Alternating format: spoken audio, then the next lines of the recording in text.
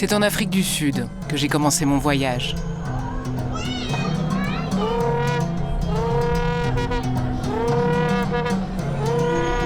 Ici, les Bushmen sont la couleur manquante de la nation arc-en-ciel. Sa source, trop longtemps oubliée. Pour évoquer leur passé, comprendre la fascination que les Bushmen exercent sur nous et rencontrer leurs descendants, je suis partie du Cap, où sont arrivés les premiers Européens. Pour les fuir, les Bushmen et leurs cousins les Khoi ont migré toujours plus au nord. C'est cette route que je suivrai jusqu'au désert du Kalahari, où les derniers Bushmen ont trouvé refuge.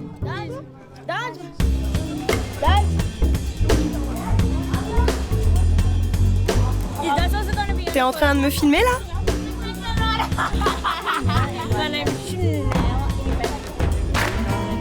Dans ce township du Cap, on trouve de lointains descendants des premiers habitants de la péninsule. Mais mélangés, assimilés, métissés pendant des siècles, rares sont ceux qui revendiquent cette filiation. Mary Johnson et sa famille m'ont accueilli chez eux. Ils se battent pour faire reconnaître leur héritage bushman. Nous, on imagine qu'en Afrique du Sud, il n'y a que des Noirs et des Blancs. Oui, il y a les Noirs et les Blancs, et puis il y a nous, les peuples indigènes.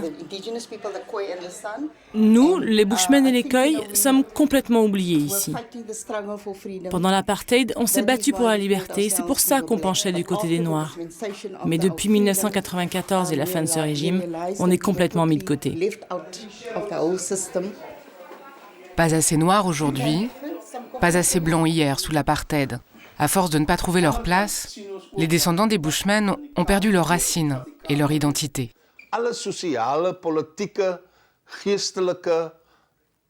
Tous les systèmes politiques en Afrique du Sud, depuis Jan van Riebeeck au XVIIe siècle, en passant par l'apartheid, ont fait en sorte de nous dérober notre vraie identité. C'est pour cela qu'aujourd'hui, nous avons cette immense difficulté à faire la connexion entre les Bushmen et nous.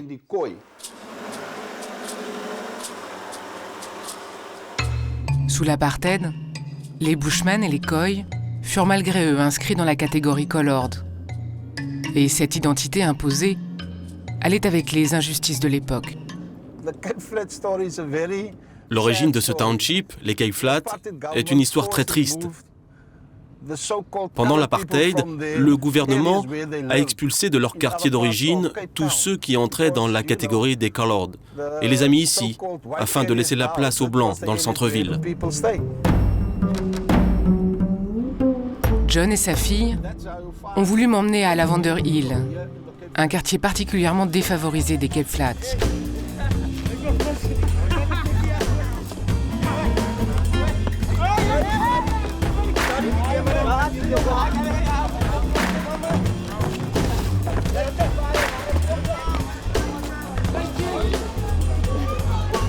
Ils ont souhaité me présenter l'une de leurs rares amies, qui revendique, comme eux, sans complexe, son origine bushman.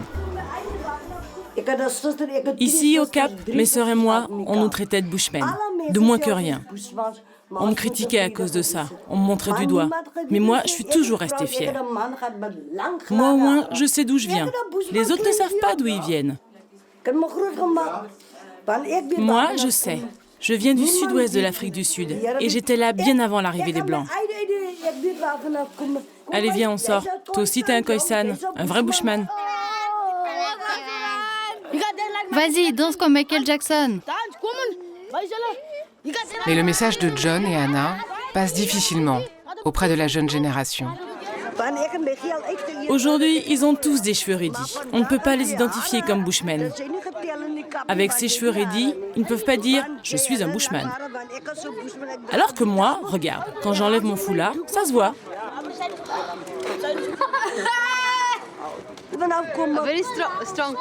Une part importante de l'identité des Colored, c'est les cheveux, la raideur de tes cheveux. Alors Anna, ce qu'elle veut dire, c'est que la raison pour laquelle ces jeunes ne veulent pas être appelés Bushmen, c'est que les peuples indigènes ont des cheveux plutôt frisés et crépus. Mais ça, c'est très mal vu ici. Mais il faut leur demander. Vous vous considérez comme des Bushmen? Non, Mais alors vous êtes quoi? on est colored. Et c'est quoi, colored? Carlotte, c'est être marron ou noir? Ah non, pas noir. C'est être marron. Mais ça veut dire quoi, être marron, alors? Ben... c'est être normal.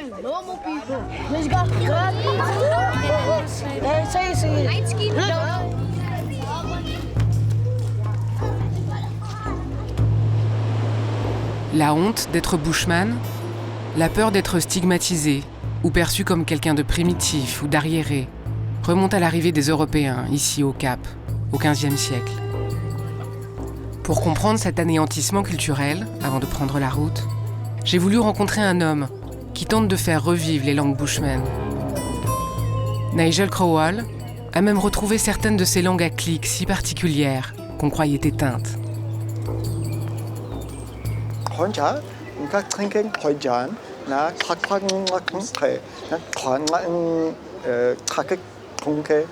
Donc, comme ça, presque tous les mots ont une clique au début.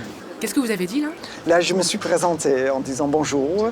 Je m'appelle Marche tout seul, c'est mon nom en nous, et que j'apprends la langue des Bushmen avec les vieux.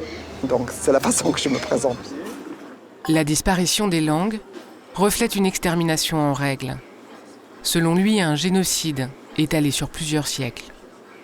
Dès que les Européens ont identifié les Bushmen, les peuples qui vivaient de la chasse et cueillette, ils ont décidé qu'eux, ils étaient diaboliques, ils étaient contre la foi chrétienne. Et là, une vraie guerre a commencé et vous avez le droit de tirer sur un Bushman, un être humain, comme c'était un animal sauvage. Et ça a duré pendant des siècles. Donc il y avait des fermiers qui avaient un permis et ils pouvaient dire là, j'ai tué 300 hommes, femmes et enfants.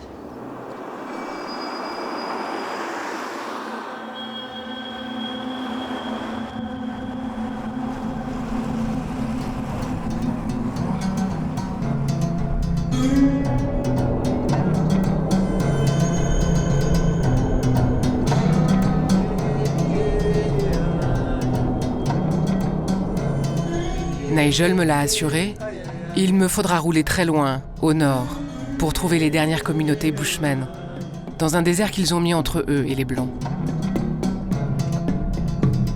Mais la preuve qu'ils sont les premiers habitants d'Afrique du Sud, c'est ici qu'on la trouve, dans cette région du Cederberg, où il y a la plus importante concentration de peintures Bushman du pays.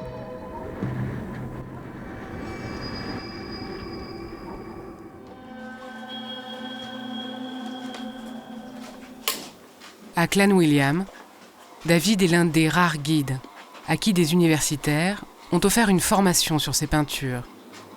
Des universitaires qui ont également testé son ADN, éclaircissant le mystère de ses origines.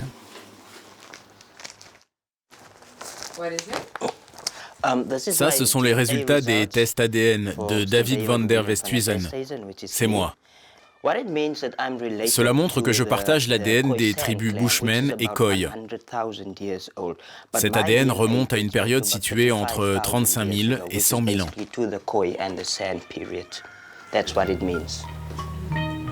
Si l'origine génétique est là, la langue et les traditions ont aussi totalement disparu dans sa famille. J'aimerais bien parler une des langues Bushmen ou Khoi, mais c'est dur de prononcer les clics. J'ai des amis qui les parlent. Aujourd'hui, j'étudie tout ce que je peux pour mieux connaître mes racines Khoi et San. Je lis beaucoup sur ce sujet. Avant de nous conduire aux peintures de ses lointains ancêtres, il a voulu nous montrer un autre vestige, un autre héritage dans sa ville, celui de l'apartheid. Voilà la rue principale, la ligne de séparation. À gauche, c'est la zone blanche. Et là, à ma droite, c'est la zone colored. Ici, la ségrégation est encore là. Le racisme est encore très important dans des zones rurales comme ici. Ma mère m'a raconté que lorsqu'elle était jeune, c'était très dur. À l'hôpital, là-bas sur la gauche, il y avait des salles de soins pour les Blancs et une autre pour nous. Aujourd'hui encore, il y a des maisons de retraite différentes. La séparation est toujours bien visible malheureusement. Et qu'est-ce que ça vous fait? Ça me rend très triste, car on préférerait que la ville de Clanwilliam se rassemble et cesse d'être divisée. «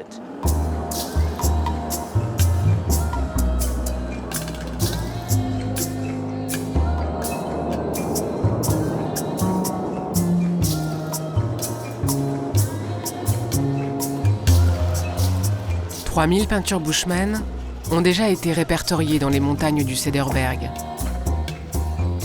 Mais beaucoup, selon David, restent à découvrir. Les plus anciennes d'entre elles remontent à 3500 ans.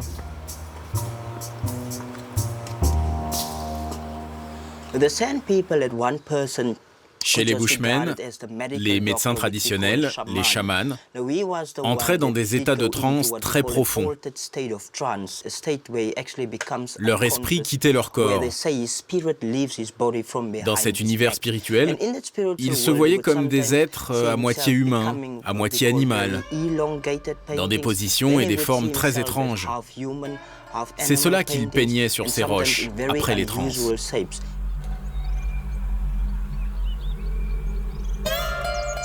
Ce jour-là, je suis restée avec David pour méditer sur ce qui avait disparu ici. Cette vie rythmée par les transes des chamans, le respect pour les esprits du désert, des montagnes et de l'eau. J'ai tenté d'imaginer ce monde encore enchanté avant de repartir vers la Namibie, vers les derniers Bushmen.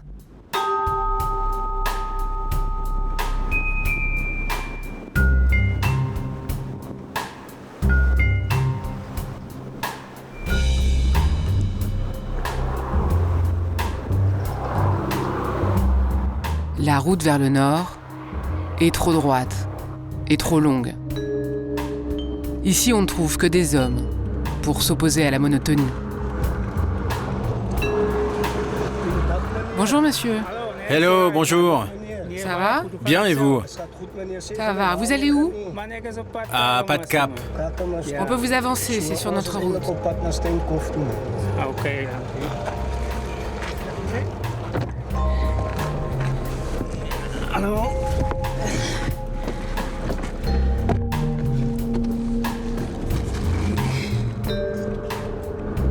James est d'origine Nama, l'un des peuples Khoi, descendants des Bushmen. Grâce à lui, ce paysage raconte désormais une histoire. D'ici jusqu'à la frontière, c'est le Namaqualand. Tout le long de la côte, on trouve des diamants.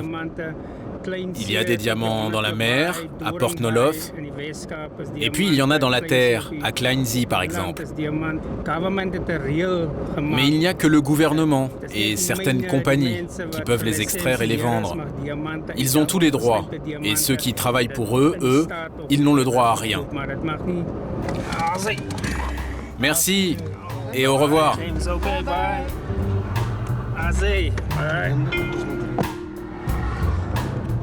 Quand James est descendu, on a décidé de faire un détour pour aller voir ces mines.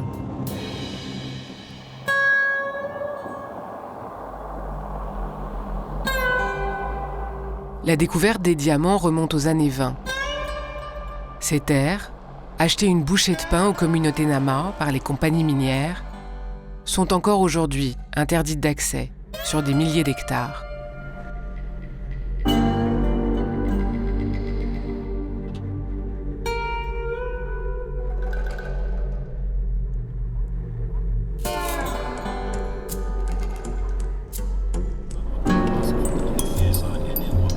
Les caméras ne sont pas les bienvenus à Kleinzie.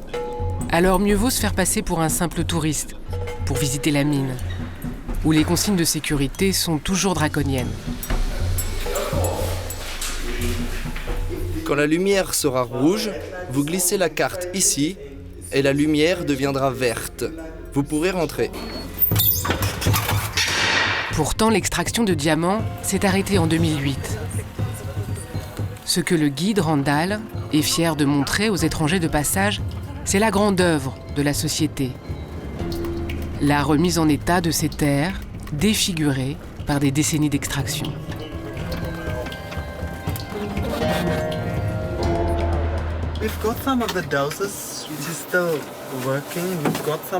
Nous avons encore des camions et plusieurs machines en activité, comme celle-ci. Tout est dédié à la réhabilitation du site et au maintien des routes pour faire ce travail. Cette immense pelleteuse pèse en tout 3500 tonnes. En tout, elle a coûté à la société 2 millions d'euros.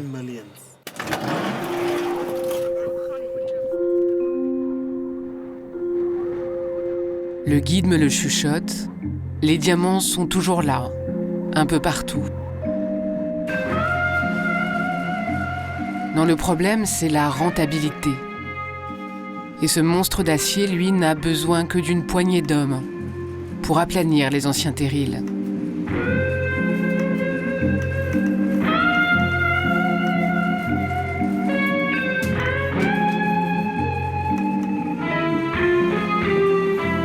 Un balai qui ferait presque oublier qu'à quelques kilomètres de là, une ville entière a été licenciée.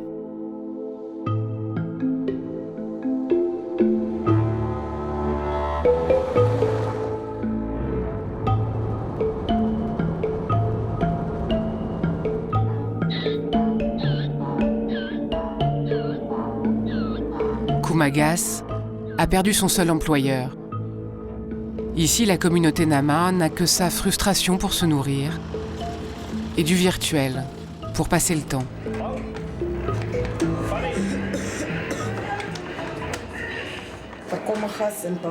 Avant, beaucoup de monde venait ici pour trouver du travail et s'installer sur place. Mais ils sont tous repartis et il ne reste que nous. C'est très dur. Depuis que De Beers a fermé, il n'y a plus d'argent ici. Il n'y a pas d'emploi. J'aimerais bien avoir un vrai travail, mais il n'y en a pas. C'est pour ça que vous épluchez des oignons ? Ouais. Et puis, tous les jours, je bois aussi pour me défouler.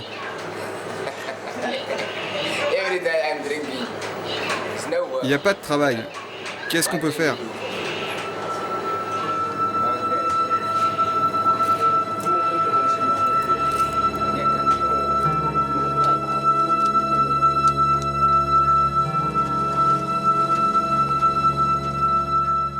Le Namaqualand est devenu une terre sombre, où même le soleil manque à son devoir de faire danser les ombres.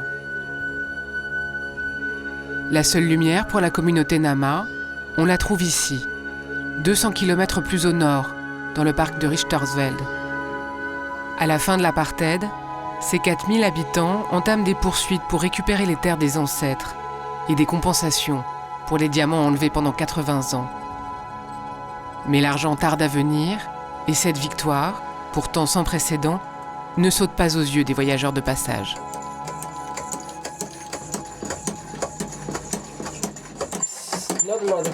Il n'y a pas grand monde ici, alors il n'y a pas de station-service à proprement parler. Ce serait pas rentable.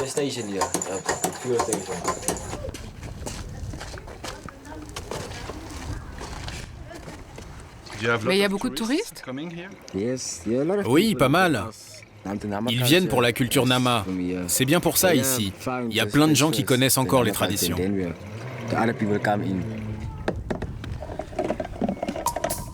Voilà, c'est bon. On en aura assez pour la route ? Oui, vous en aurez assez. Depuis peu, la langue Nama est à nouveau enseignée aux enfants de ce village. Et dans ce sanctuaire de 160 000 hectares, les ombres de la vie passée peuvent encore se déployer.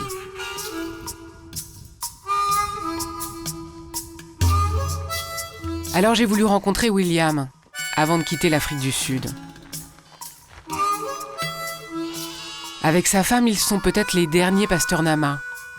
Les derniers à perpétuer la tradition nomade.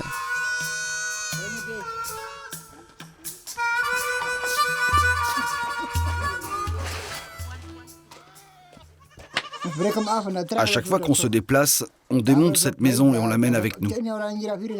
Et à chaque fois qu'on trouve un pâturage, on la remonte et ainsi de suite. C'est très confortable. Il ne pleut pas dedans et on n'a pas froid. Et les bêtes dorment avec vous à l'intérieur l'hiver? Oui, quand il fait très froid la nuit, comme en ce moment. Ils dorment tous ensemble avec nous. Vous ne préfériez pas être dans une maison au village? Non, je suis très bien ici. C'est la vie au grand air et puis je suis près de mon vieux. Le soir, on rentre ici dès qu'il fait noir, mais on se couche tard. On chante, on parle, on mange, et puis je fais le lit, on se couche. Leurs enfants ont abandonné cette vie nomade pour les villages de la région. William et Sana ne transmettront peut-être à personne cette ultime tradition nama. Ce n'est pas parce que je suis au bout de mon chemin que la jeune génération doit prendre le relais. S'ils veulent, ils le feront, ce sera leur choix. Ils verront. En tout cas, la vie continue.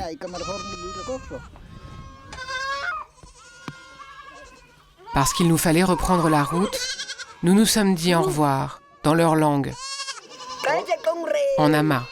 Enfin, nous avons essayé.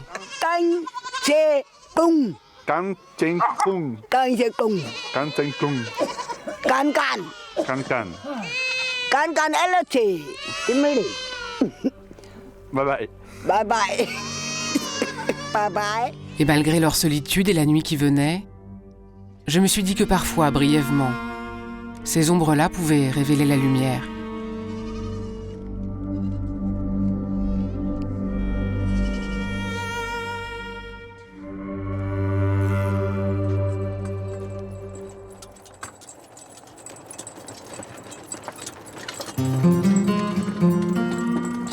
De l'autre côté des montagnes, il y a la Namibie.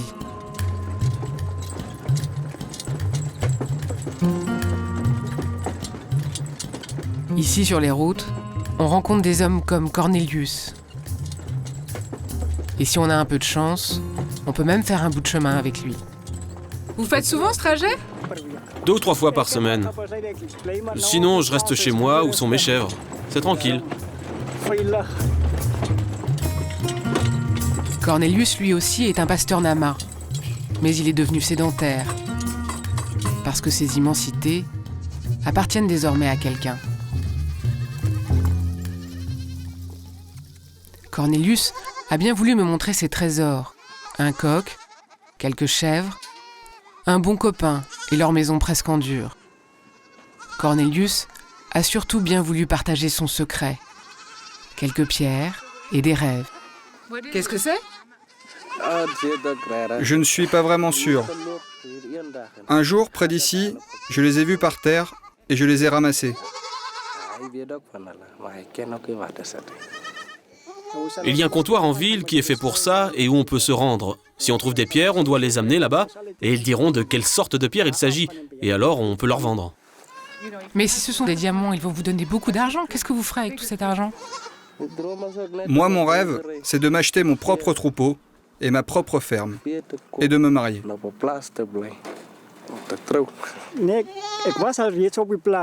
Moi, je veux juste continuer simplement ma vie et la rendre meilleure.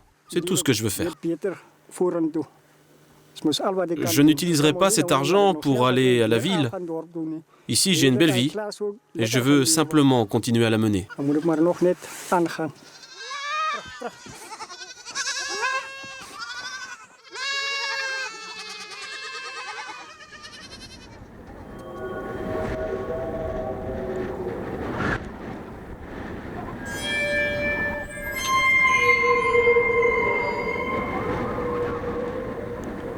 Tout au long du XXe siècle, la fièvre du diamant a précipité des Européens dans ce désert.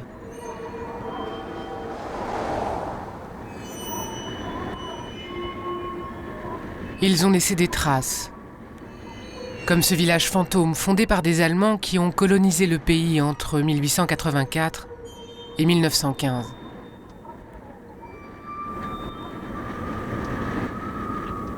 Les ombres de leurs rêves sont partout ici. Mais il y en a d'autres qui planent sur la Namibie, des ombres beaucoup plus inquiétantes.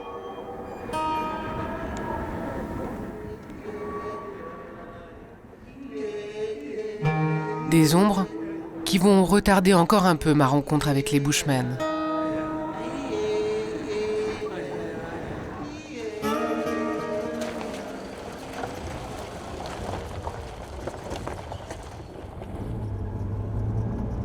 J'ai fait un détour pour rencontrer Anna. Elle est la petite fille d'un survivant. Les Namas ont été les victimes du premier génocide du XXe siècle. Un génocide perpétré par les Allemands de cette colonie du bout du monde entre 1904 et 1907. Un génocide parfaitement oublié, sauf par les descendants de rescapés comme elle.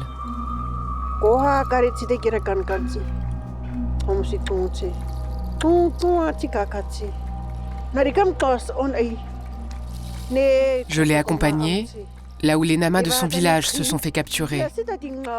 Et je l'ai laissée quelques minutes pendant qu'elle se recueillait.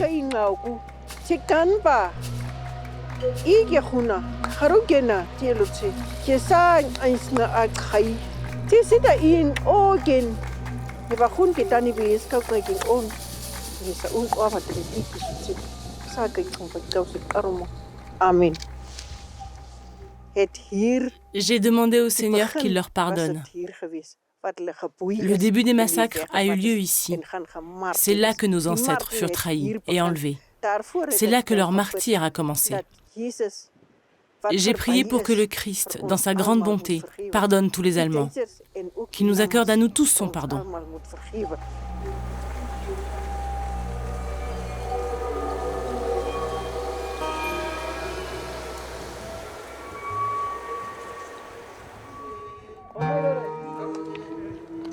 Anna a voulu que je rencontre son mari, David, le chef de la communauté Nama de Béthanie, qui milite pour la reconnaissance de ce génocide.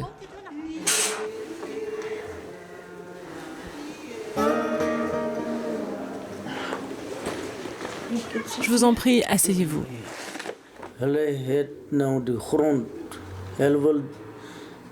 Derrière ce génocide, il y a le fait que les terres d'ici appartenaient aux Nama et que les Allemands voulaient les prendre pour faire de cette région une colonie allemande. Ils l'avaient d'ailleurs nommée le Sud-Ouest africain. Cette région est très riche en diamants. Ils ont commencé par acheter l'Uderitz, mais toutes les terres autour de la rivière Orange et tout le long de la côte étaient aussi très riches en diamants. Et ils ont voulu tout prendre.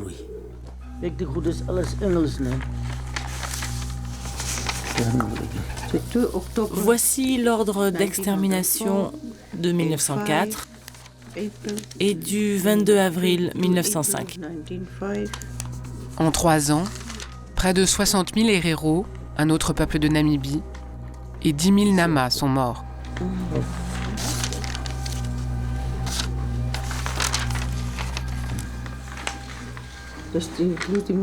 On estime que ce sont 80% des Herero et 50% des Namas qui ont disparu.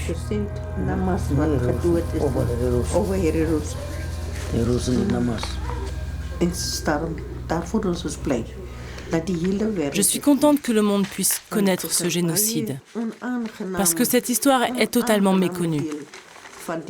Non seulement les Namas se sont fait massacrer, mais aussi leur culture, leurs droits et leurs terres leur furent enlevées. Ils ont tout perdu à cette époque. C'est une histoire très triste, qui fait très mal au cœur. Rien qu'ici, à Béthanie, 300 hommes sont morts dans des combats de résistance. Les autres ont été arrêtés et emprisonnés dans un camp de concentration qui était à Shark Island.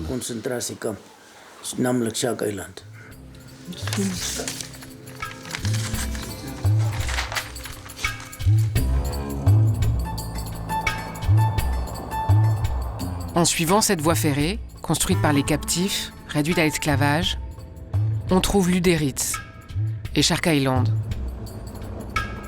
L'un des premiers camps de concentration allemands de l'histoire, l'un des pires en Namibie, raconte-t-on.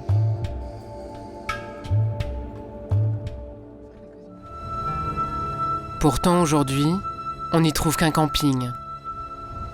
Rien sur le génocide, rien sur les bourreaux allemands, rien sur leurs victimes. À part cette stèle récente, posée par la communauté de Béthanie.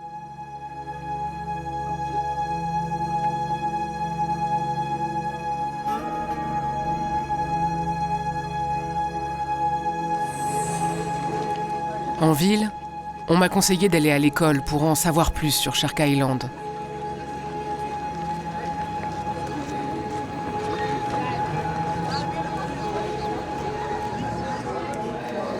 Une poignée d'élèves, dont certains sont d'origine Nama, militent pour que le camping soit remplacé par un mémorial.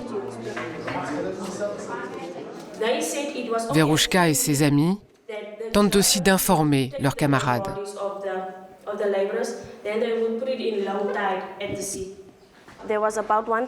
Il y a eu 1789 morts rien que dans ce camp de concentration, rien que des Nama et des Herero. Le traitement des prisonniers était extrêmement dur. Les crânes de notre peuple étaient envoyés en Allemagne pour savoir si nous étions des êtres humains. Parce que notre langue et notre aspect étaient différents, ils pensaient qu'on était peut-être d'une autre espèce. Alors ils ont pris nos crânes pour les faire analyser en Allemagne. Shark Island n'est pas reconnu comme un lieu de mémoire. Et c'est important de faire connaître ce qui s'est passé. Il faut qu'il y ait une prise de conscience.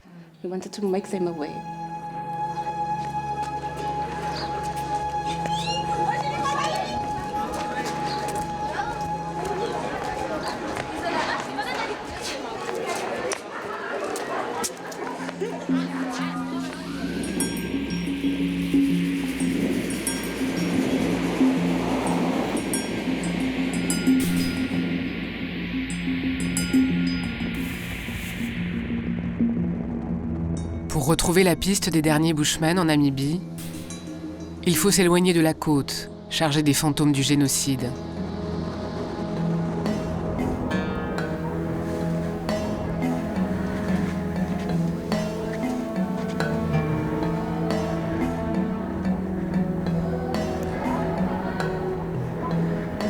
Le désert du Namib, l'un des plus vieux du monde, plante ses dunes en travers de ma route.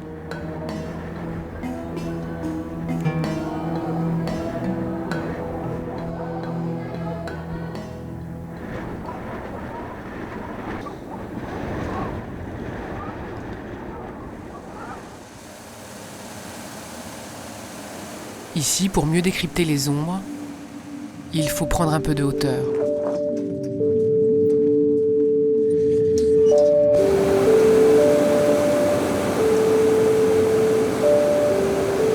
Si le vent est très calme, très doux, je dirais plier les genoux, Bagnornis. Vous attrapez les cordes à côté de vous et vous pliez vos genoux. Si le vent est très fort, très rapide, je dirais sporting landing, prenez position. Take off and just stay low level.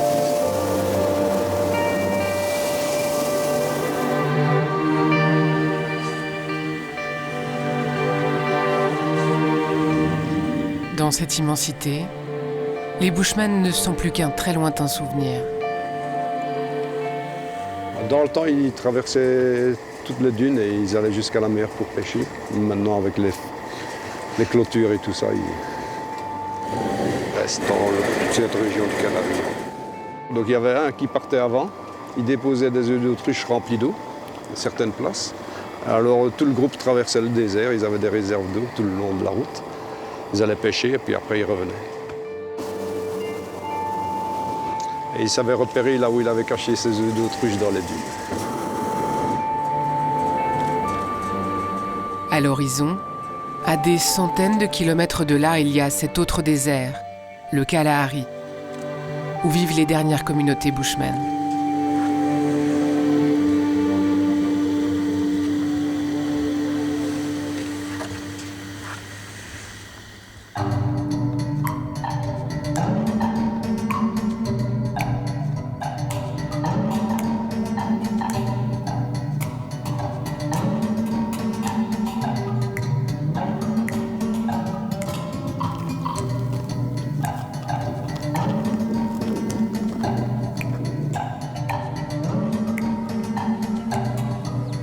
Il était une fois une vie intacte, où Oryx et Autruche vivaient en parfaite harmonie avec le peuple Bushman.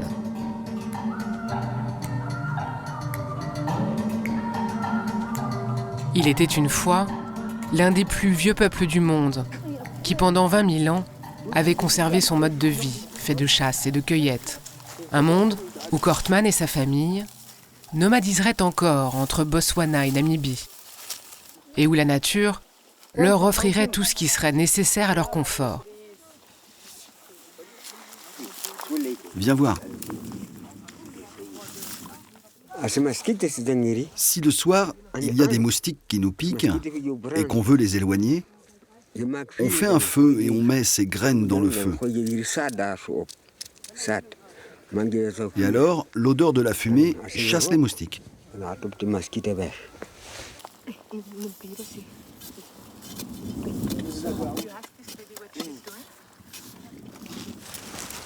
C'est une racine, ça retient l'eau. Qu'est-ce que c'est ? La racine que je cherche là, ça désaltère et ça nourrit en même temps. Allez, viens par là, l'eau.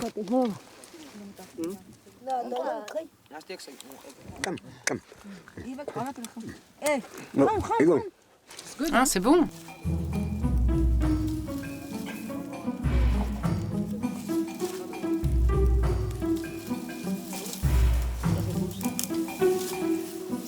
Il était une fois une vie où la nature offrirait même des blagues au peuple bushman.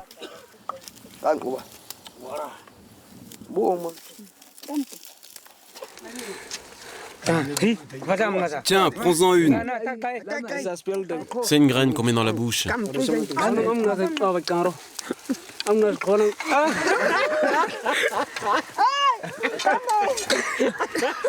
On fait la blague à tout le monde. On met la graine dans la bouche, on la garde un peu, et puis quand elle explose, ça fait sursauter.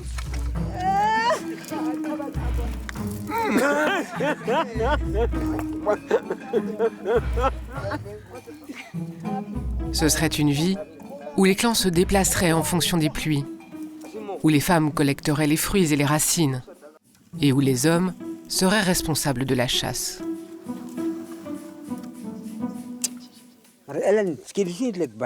On évite de tirer sur les élans, parce que si on tire sur un élan, il a les yeux qui pleurent. C'est pour cela que les bushman doivent éviter de tirer sur eux. On tue plutôt les koudous, de grandes antilopes et des djembok. Ceux-là, on peut les tuer, même si c'est pas facile de les atteindre. Mais tout ça, c'était dans l'ancien temps. Maintenant, nous n'avons plus le droit de le faire. C'est ça le problème. Si tu le fais quand même et que tu te fais attraper, tu vas t'asseoir en prison.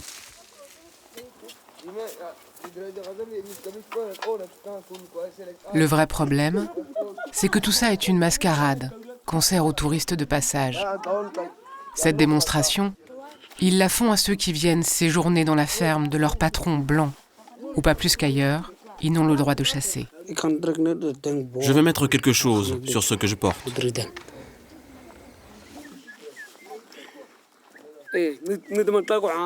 Là, je me change, je mets ces habits parce que on va aller traire les vaches.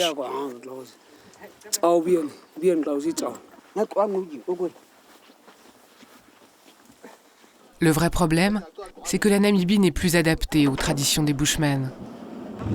Quand ils n'ont pas de touristes à promener, Kortman et ses fils retournent à leur vie ordinaire. Sur les fermes, nous faisons un peu de jardinage, on s'occupe des vaches, on gagne un peu d'argent pour avoir un peu de nourriture.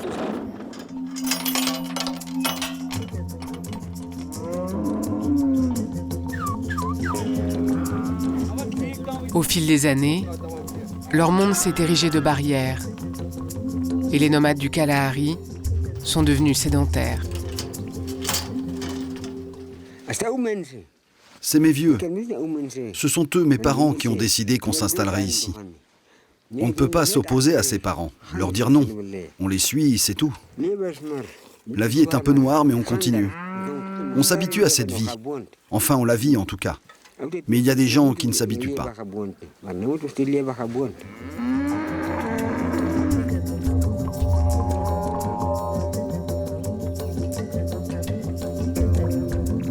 Un peu partout dans le pays, le XXe siècle a fait de ce peuple premier des citoyens de seconde zone, tout juste un folklore.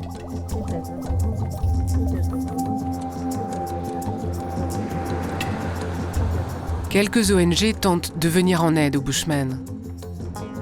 Ce jour-là, j'accompagne Bessa, à Blobar, à une centaine de kilomètres de là.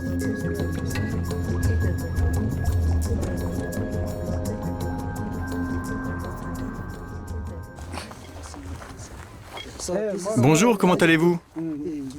Bien, et vous? Lui, c'est le chef traditionnel. À Blobar aussi, on survit grâce à des mi-temps dans des fermes et des spectacles de danse traditionnelle.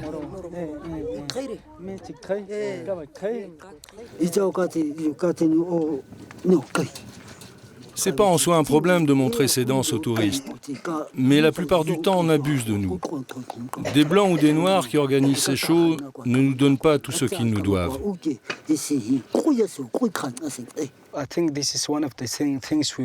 Ça fait partie de ce que nous essayons de combattre.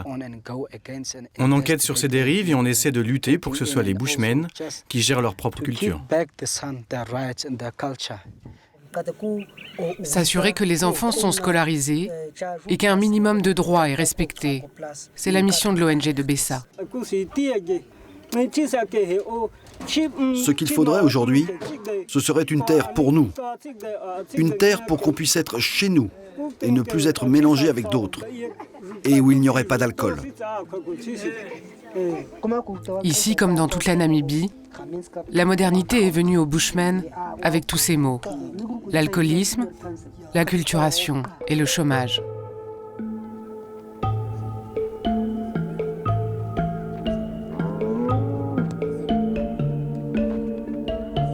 Pour les aider, l'ONG de Bessa tente aussi de vendre les bijoux faits par les femmes avec ces œufs d'autruche.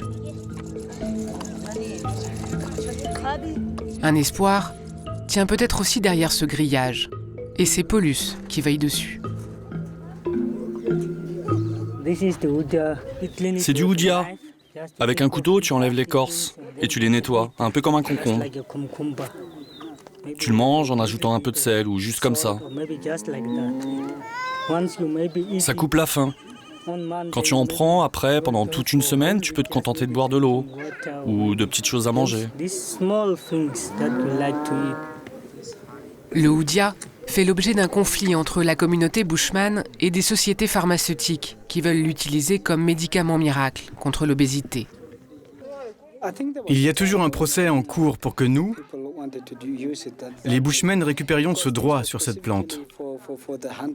À l'origine, elle était utilisée par nos chasseurs quand ils partaient en expédition pour tenir sans manger pendant des jours.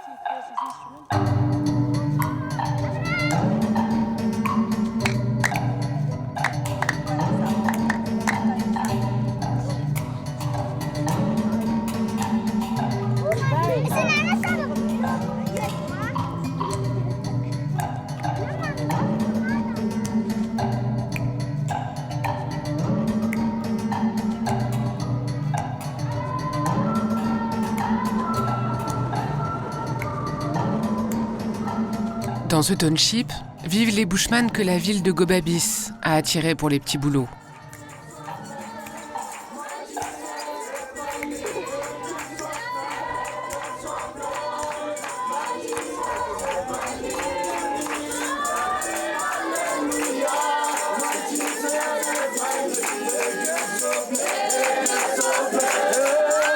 Ce matin-là, Bessa nous a donné rendez-vous dans l'église des Bushmen. Tous les dimanches, on y prie le Dieu des évangélistes, qui interdit de fumer et de boire. Les conversions remontent aux années 70.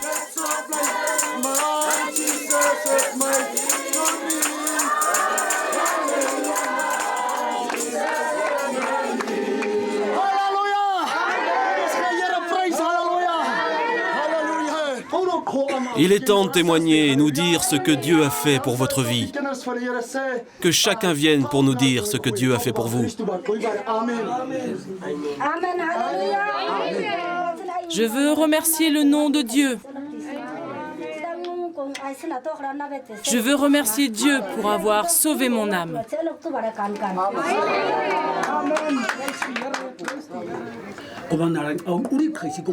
Moi, je voudrais juste raconter un rêve que j'ai eu. Je conduisais un camion sur une route et j'aimerais savoir ce que ça peut vouloir dire.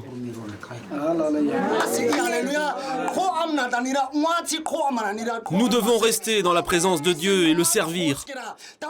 Lui le fait pour nous. Remercions Dieu. Il faut se tenir prêt à servir le Seigneur. Il faut rester ouvert et être attentif à ne jamais se fermer à lui.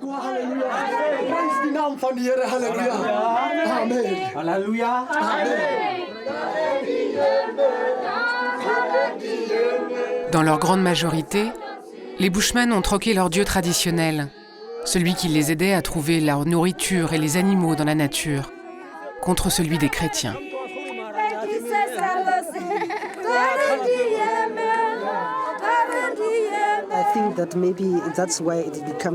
Je pense que si ça a été aussi facile pour nous, les Bushmen, d'adopter ce dieu-là, c'est parce qu'il est vraiment proche de celui qu'on avait avant.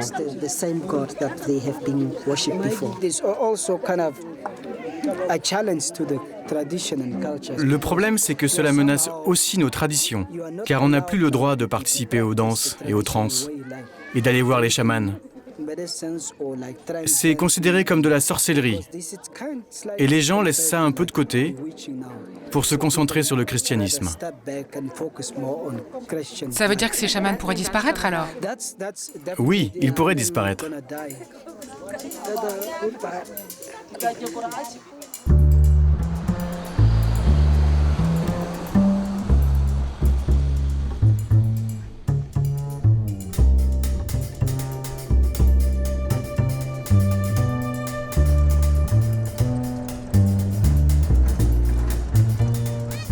Il a fallu faire 5000 km depuis le Cap pour rencontrer les Bushmen.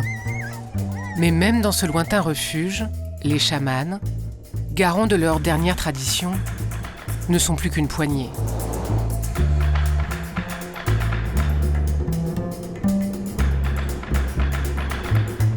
Daniel a bien voulu nous conduire à 200 km de là, à la frontière du Botswana, pour rencontrer son oncle, le dernier chaman de la région.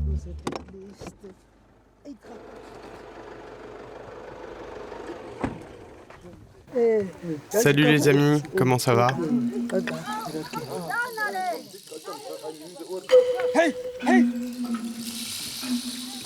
Même dans cet isolement, eux non plus ne parviennent plus à chasser et à se nourrir de la terre qui tout autour appartient à d'autres.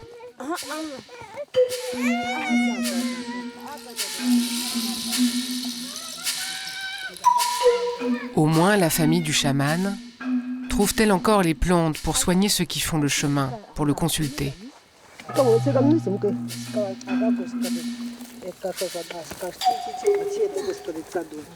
Ça, c'est un médicament pour la poitrine et le cœur. Pour les femmes enceintes, si c'est le jour de l'accouchement, c'est cette plante qui lui sera donnée aussi.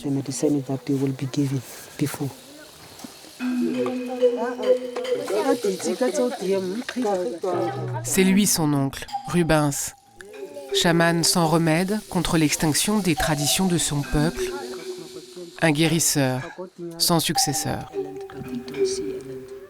Vous savez, il faut avoir un esprit pur pour voir le mal à l'intérieur des autres et le faire sortir. Le problème, c'est que la procédure pour devenir un guérisseur, un vrai chaman, est très difficile et aussi très douloureuse. Peu de jeunes en ont encore envie. Alors les anciens comme moi n'ont plus personne à qui transmettre leur pouvoir.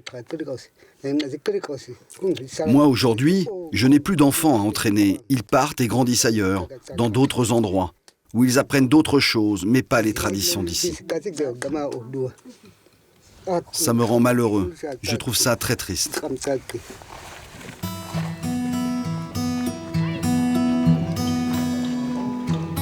À À l'heure où les ombres s'allongent, j'ai pensé à celle du peuple bushman, qui hante toute l'Afrique australe, à cette immense absence.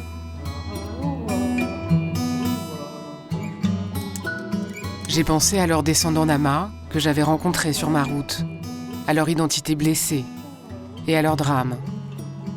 Alors j'ai essayé de profiter de ces instants avec Rubens et sa famille. J'ai essayé de ne pas penser que même ici, leur culture, l'une des plus vieilles du monde, était en train de s'éteindre et que notre modernité en était responsable.